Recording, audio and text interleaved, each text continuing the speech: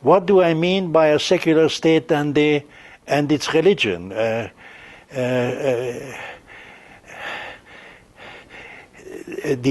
state, the acts of the state, the motivation of the state is explained in religious terms, as if the state was a religious person who says, I am doing this or I am doing that because my faith dictates me to do that.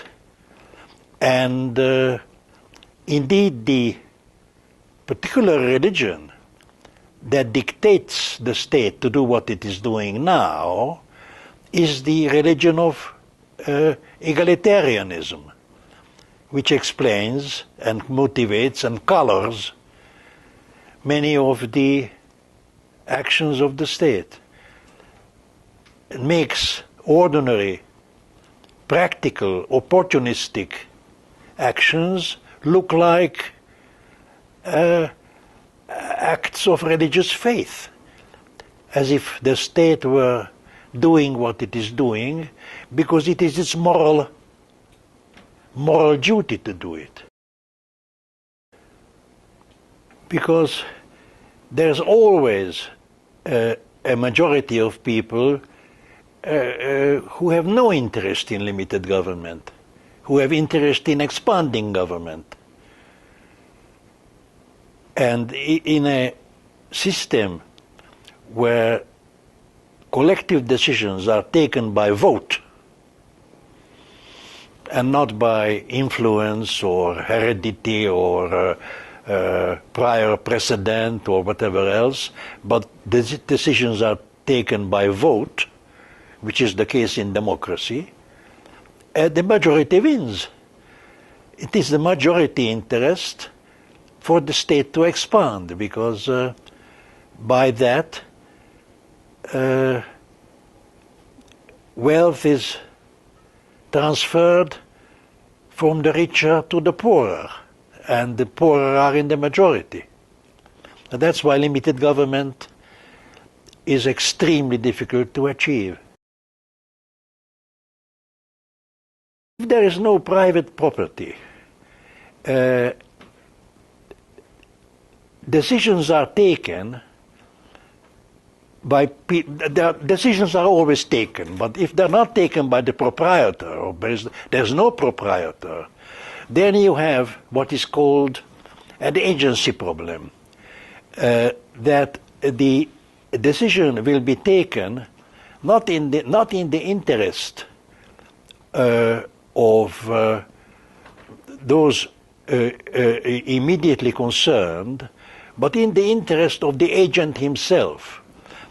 In other words, if you had an economic system where everything was owned by the collectivity in a collective name, like the state or the republic, there would still have to be appointed people who take all the decisions that today are taken by proprietors or their immediate representatives.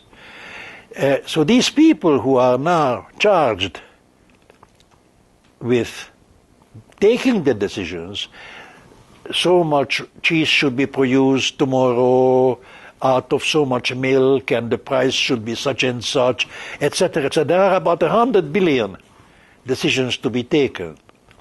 And these people, can't possibly have all the necessary information, the information that widely spread proprietors have in regard to their immediate realm of action, so they don't have the information, and they have no particular interest why more or less cheese should be produced. And their interest is somehow to get the cheese for themselves. That is the agency problem. They are the agents of a collectivity that cannot control them, because there's no means of control. That's why a system of private property is so much safer in terms of corruption, for instance, in terms of stupid white elephant investments, and all that sort of problem which arises when decisions are taken by remote agents. No. I think the simple answer is no. There is nothing inherently wrong. Inequality is a target of all kinds of interests and all kinds of passions, and that doesn't make it wrong. It simply makes it highly controversial. But objectively, there is no superiority in any sense, morally, practically, between equality and inequality.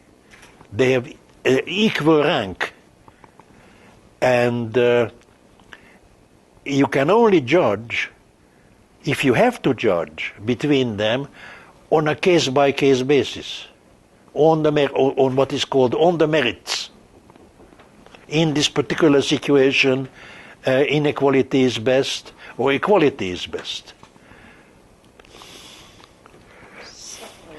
There is, if I may just continue, there is the very compact and very brief summary of this, which I concocted once, where I said there is equal poverty and unequal affluence.